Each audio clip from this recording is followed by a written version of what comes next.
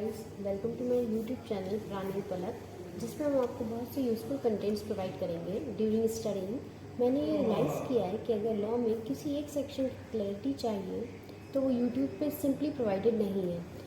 किसी अच्छे टीचर की यूट्यूब वीडियो में कंसेप्ट समझने के लिए उसमें एग्जाम टाइम में इन बिटवीन सर्च करना पड़ता है। That's why to get rid of this problem today my topic is section number 150 of Companies Act 2013. 150. Name of the section number 150 is Manual Selection of Independent Director and Maintenance of Data Bank of Independent Director. Recently इस section में बहुत से major changes भी आए हैं, चलिए देखते हैं। इंडिपेंडेंट डायरेक्टर में be selected from data bank. एक डेटा बैंक बना होता है, डेटा बैंक जिसमें बहुत सारे डिन, नेम, एड्रेस, क्वालिफिकेशन होती हैं उन पर्सनस की जो एलिजिबल हैं to act as an ID और वो विलिंग टू एक्ट है। उनकी इंफॉर्मेशन प्रोवाइड होती है, उसमें से आईडी हम सेलेक्ट कर सकते हैं। ये जो डेटा बैंक होता है ये कोई भी बॉडी, इंस्टीट्यूट, एसोसिएशन जो भी नोटिफाइड है सीजी द्वारा बना सकता है और ये प्लेस होता है वेबसाइट ऑफ एमसीए या किसी भी अदर वेबसाइट पे जो नोटिफाइड बाय सीजी हो। अब ये कंपनी की रिस्पॉन्सिबिलिटी है कि वो ड्यू डिलिजेंस को एक्सरसाइज करे before selecting ID from data bank.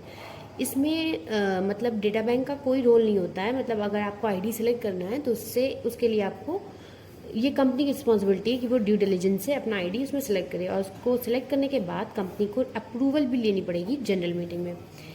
इस सेक्शन का एक एग्जेम्पशन है। एग्जेम्पशन इस सेक्शन का है सेक्शन नंबर 150 का सेक्शन 8 कंपनीज। इस पर सेक्शन नंबर 150 नहीं लगता है।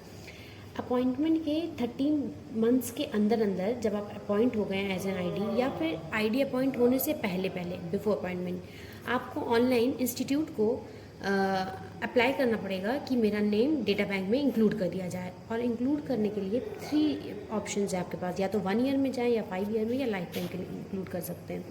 इंडिविजुअल जिसके पास डेन नहीं है वो वॉलंटरी अप्लाई कर सकता है इंस्टीट्यूट को कि उसका नाम इंक्लूड हो जाना चाहिए डेटा बैंक में।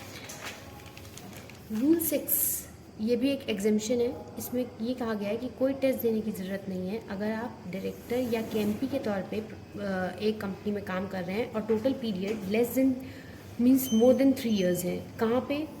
लिस्टेड पब्लिक कंपनी में, अनलिस्टेड पब्लिक कंपनी जिसकी paid up share capital 10 crore या उससे ज़्यादा है, लिस्टेड बॉडी कॉर्पोरेट में, या फिर बॉडीज इनकॉर्पोरेट आउटसाइड इंडिया जिसकी paid up share capital 2 million या उससे ज़्यादा है dollar, statutory corporations act of parliament के द्वारा जो सेटअप हुए हैं, या फिर जो ऐसी कंपनीज जो रिस्ट्रिक्ट कर रही हैं टेररिज्म लॉज को। इन सभी केसेस में अगर आपका total period of work as a director और केएमपी मोर देन 3 इयर्स है तो कोई टेस्ट देने की ज़रूरत नहीं पड़ेगी।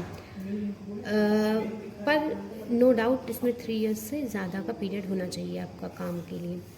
एवरी आईडी सबमिट करना पड़ेगा, declaration of compliance each time इसको सबमिट करना पड़ेगा। 3 इयर्स की भी ज़रूरत नहीं, इसमें पहली बात तो टेस्ट देना पड़ेगा और इसमें कह रहा है 3 इयर्स की भी ज़रूरत नहीं है। मतलब इसमें 3 इयर्स की ज़रूरत है, इसमें 3 इयर्स की भी ज़रूरत नहीं है अगर आप पे स्केल ऑफ डायरेक्टर या अबव में काम कर रहे हैं और आप MCA, Ministry of Finance, Ministry of Heavy Industries में काम कर रहे हैं और आपको एक्सपीरियंस है in handling matters related to corporate law, secretarial law and economic law. इसमें टेस्ट की देने की भी ज़रूरत नहीं पड़ेगी।